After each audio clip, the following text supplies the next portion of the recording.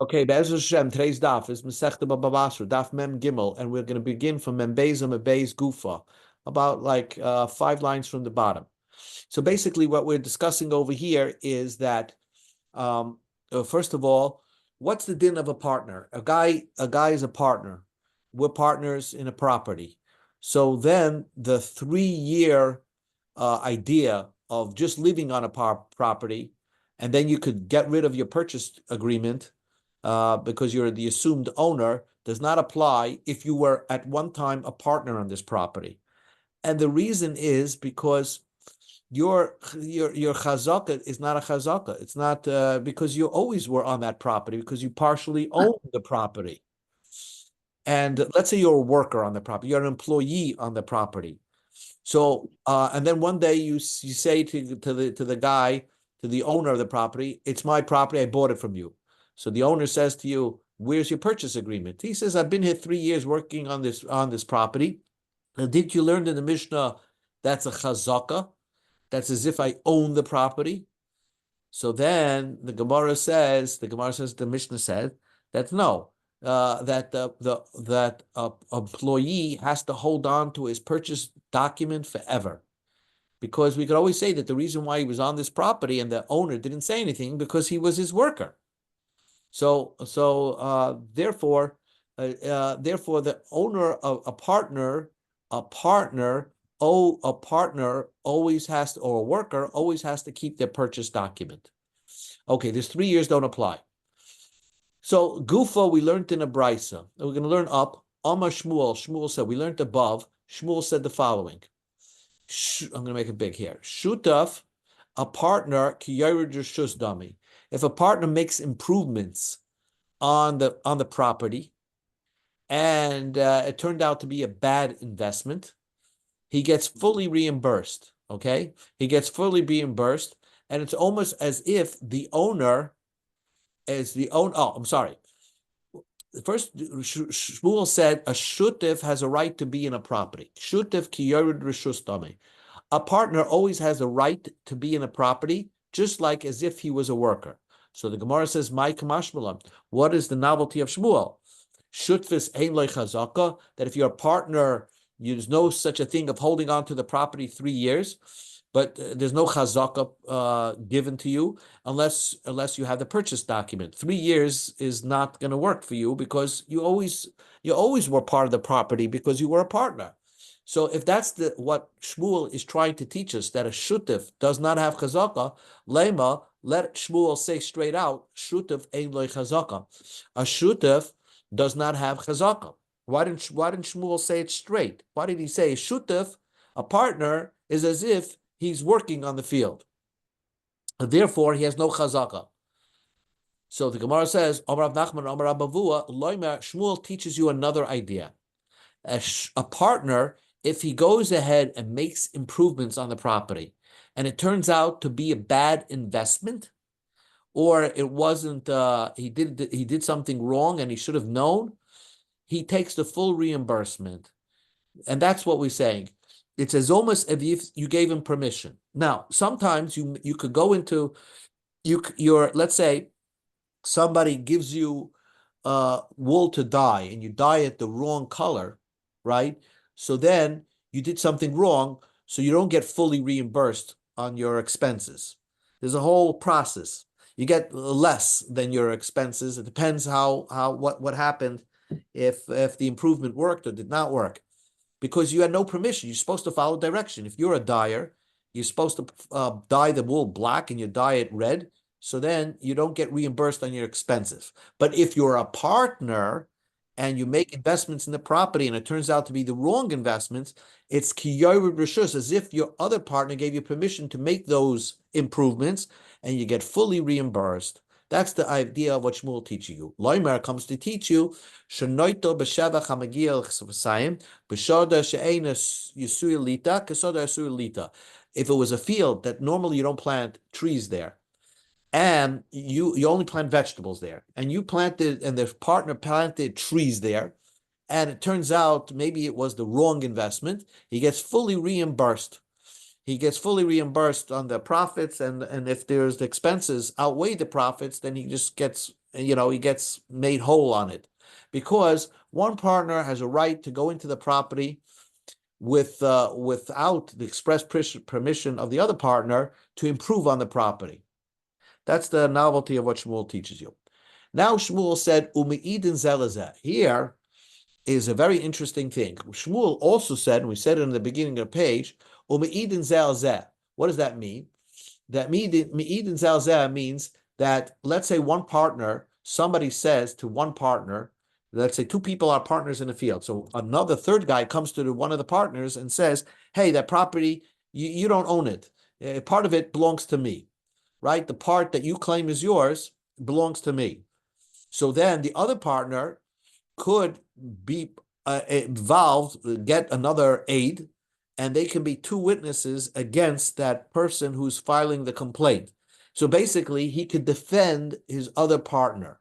That's it. One partner could join with another outside witness to defend his other partner.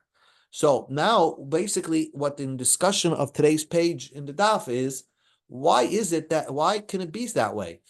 If you have a benefit, a side benefit on saying your testimony, so then we don't believe you as an aid. So that's the Gemara's question. We go to Mem Gimel Amud Aleph. Amai, why can I say testimony and defend my other partner from a complaint? Noigin Eidusenhein. I benefit from saying witness from this testimony. Why? Because if somebody comes and wins the case, so then the other partner loses, because he's gonna, and now that split is on a smaller piece of property. So he always wants to defend his friend from any complaints against him. So how could you say testimony to defend your friend when it's relevant to you to defend your friend? How are you trusted to be a witness?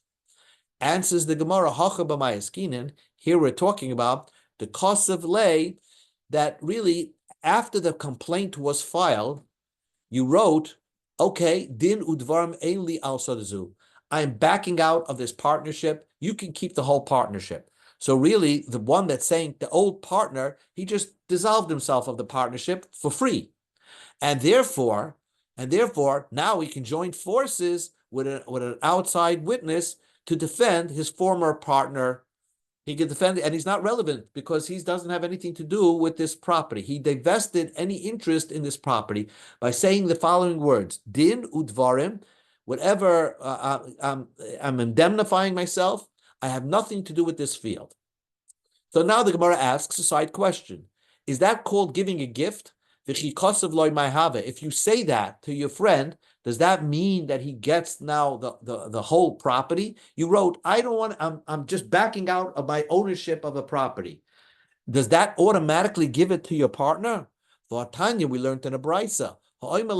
Somebody says to his friend, Din udvarim einli al sadazu. I have nothing to do with this field. Einli esikba. I have no business in this field. Yodai musulaka semeno. My hand is removed from this field. So he's basically removing his ownership from the field. It's as if he said nothing, because that's not gifting it to your friend. Unless you actually gift it to your friend, it's worthless. So the Gemara changes it. Let's learn it this way. We're talking about Kishakana Yadi. They made a kinyan. It's not really, he just said, I don't have anything to do with this, but he actually firmed up his commitment to gift it to his partner, at that with a kinyan, by holding a sudar or whatever, and therefore he has nothing to do with it. He gifted it to his friend, and now he has no relevance to defend his former partner from any complaints against him. Says the Gemara, why not? If he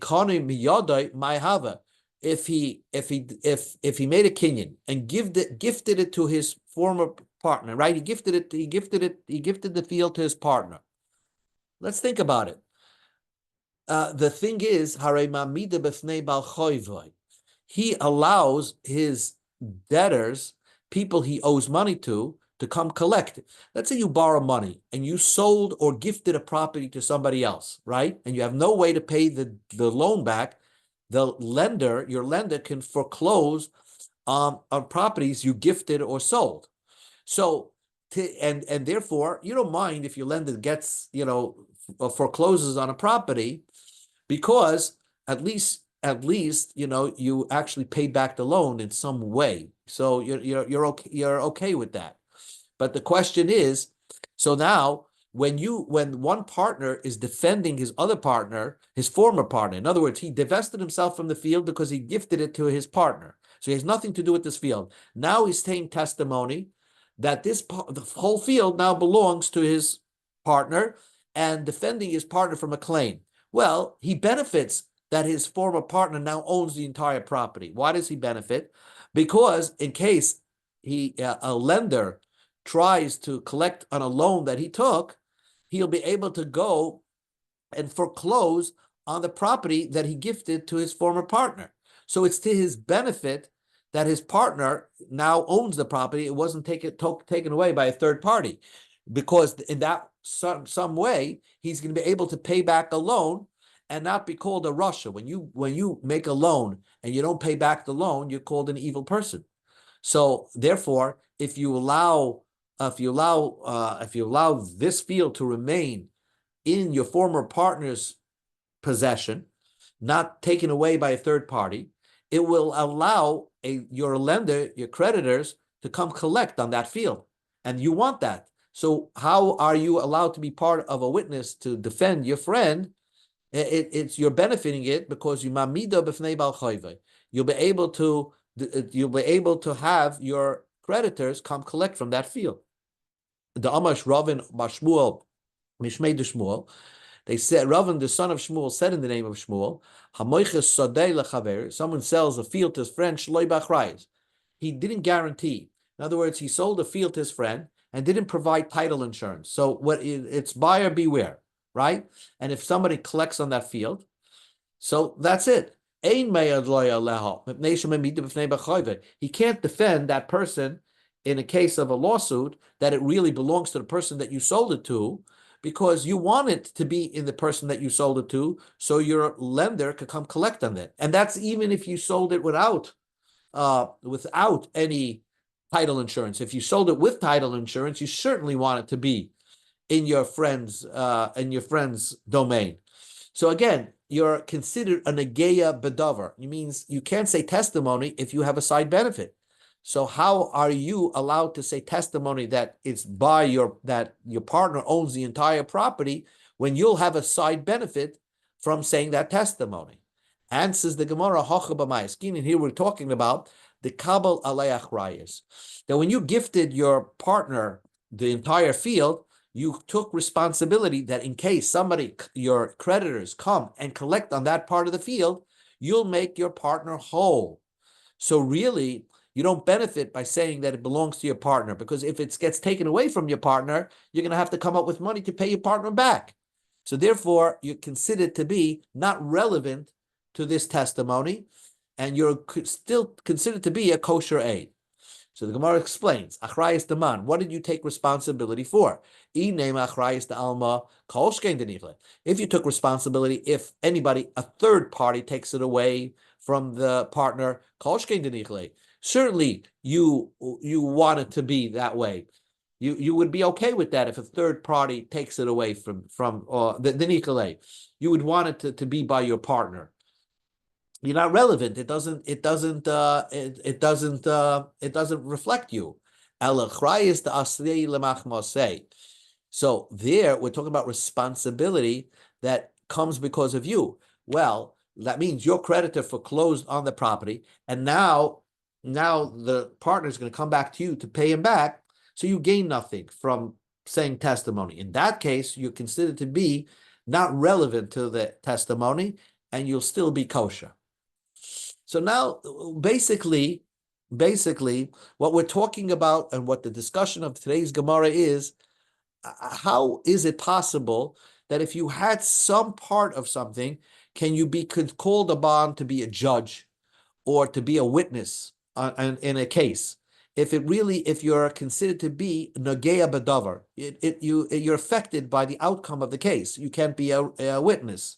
So the Gemara says like this. So you just told me that the partner removed himself from the whole situation, and therefore he's not affected by the outcome of the case, and therefore he's a kosher aid. Says the Gemara, is that always true? If you remove yourself from something, does that always work? In other words, and therefore you're kosher to be an aid. But Tanya, we learned in the Brisa. B'nai Ir, you have a village, a city, okay? Shaganov Sefer Torah Shalahem. One village that had a Sefer Torah, the only Sefer Torah was stolen from the shul. And the guy that stole it, that was caught, claims that he bought it.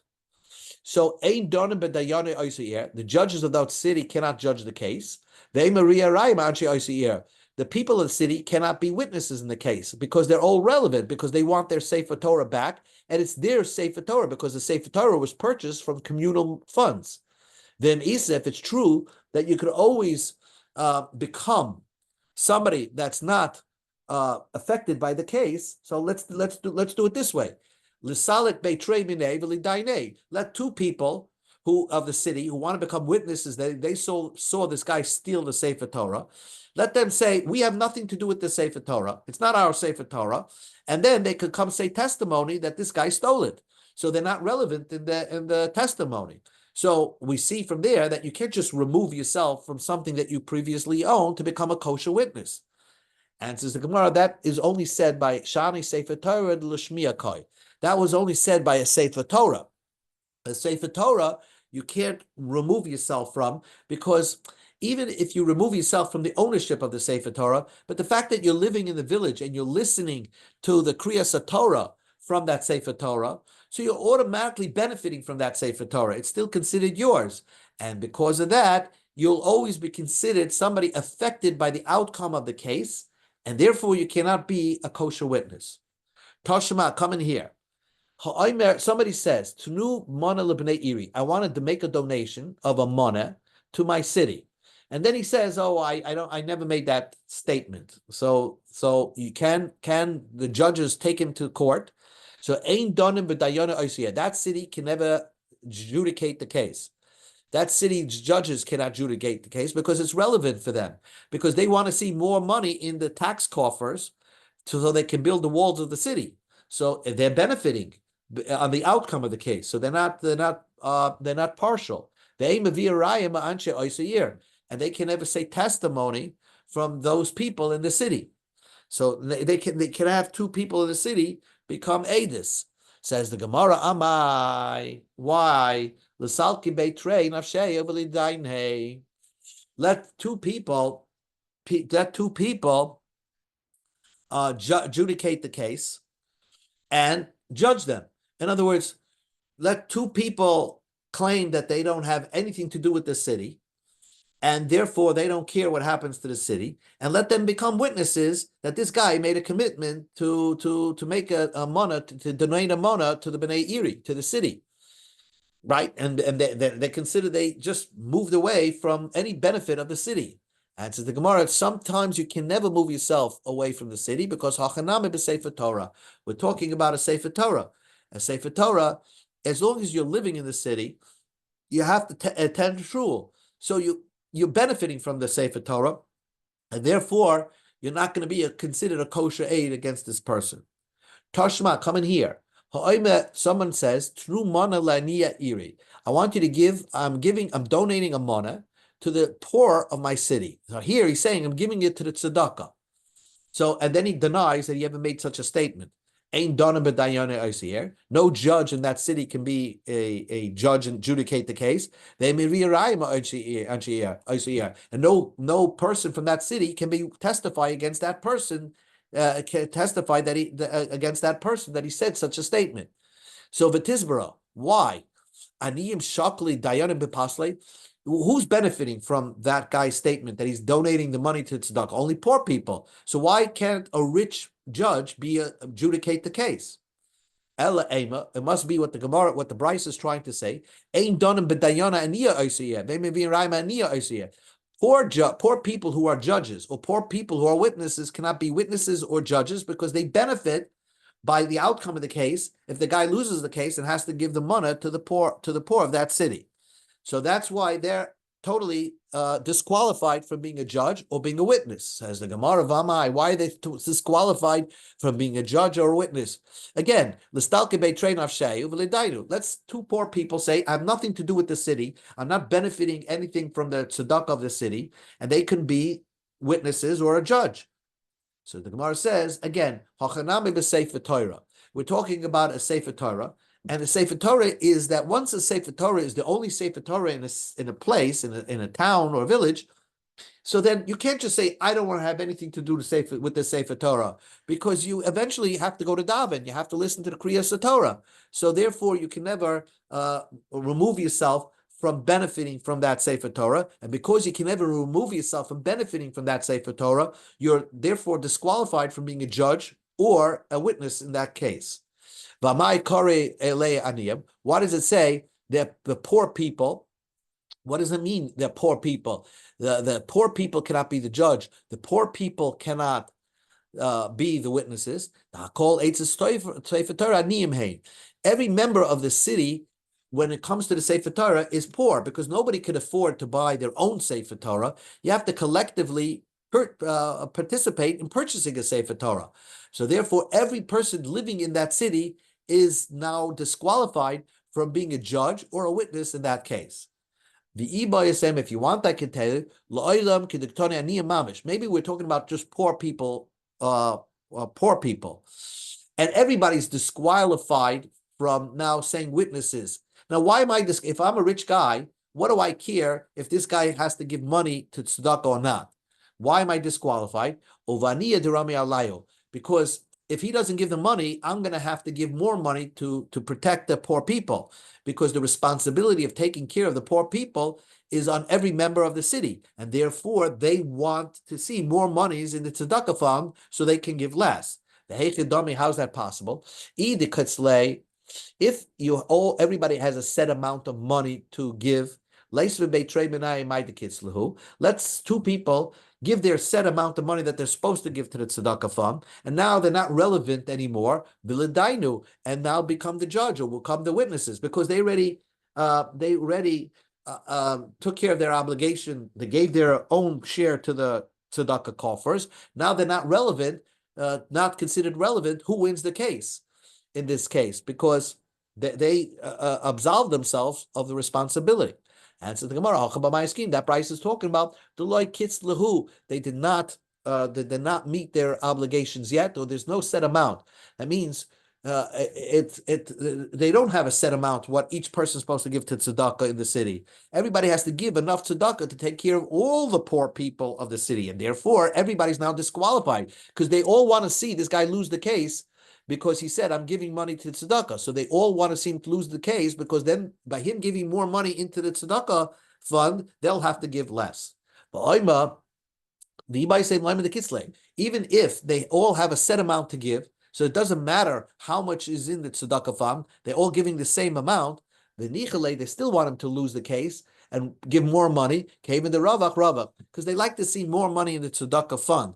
And they want to see that the poor people be successful, and we'll be able to give more money to the poor people, even though I'm not going to give more or less if you lose the case or win the case, but I enjoy more to see that there's more tzedakah in the fund, and therefore everybody in that city is considered to be benefits from the case or relevant in this case, and therefore they're disqualified as being a judge or being a witness. One last thing, two partners are now considered paid watchmen to each other. So the Gemara just asked one question. We go to Amud Beis and then we'll stop. So the Gemara says, Amai, Shmira Babalamu. If everyone is watching, let's say we will both own, let's say we both own a motorcycle together, and I'm watching it, and you're there, I'm watching the motorcycle that we both share in your house, why am I considered to be a shomer sachar? We know that if I'm watching something in your house, it's considered to be that you're there, and therefore, if anything happens to that, item, I'm as a shomer, as a watchman, I don't have to pay because shmira b'balim is potter. Once the owner of the item is there, the shomer is now exempt from paying anything. Amar Papa, so Papa said, and this is where we'll stop. The Amalei, the items that, let's say it was a motorcycle we share together. So we watching it this way. This is the way we worked it out. I'm going to watch the item today, and you're going to watch it tomorrow. So I'm watching it today, and so I'm moving the motorcycle into my house to watch it. And then tomorrow you're going to watch the motorcycle in your house. And we're considered paid watchmen because each one, I'm being paid by you because you're going to watch my share tomorrow. And you're being paid by me because I'm watching your share now. So we're each considered to be a shomer sach, a paid watchman. And therefore, when we're watching the item, without the other person being there, we're all going to be obligated to pay geneva or v'aved. If it's stolen, we're going to have to reimburse you. Okay, we'll stop over here. Amem Gimel Amem Beis.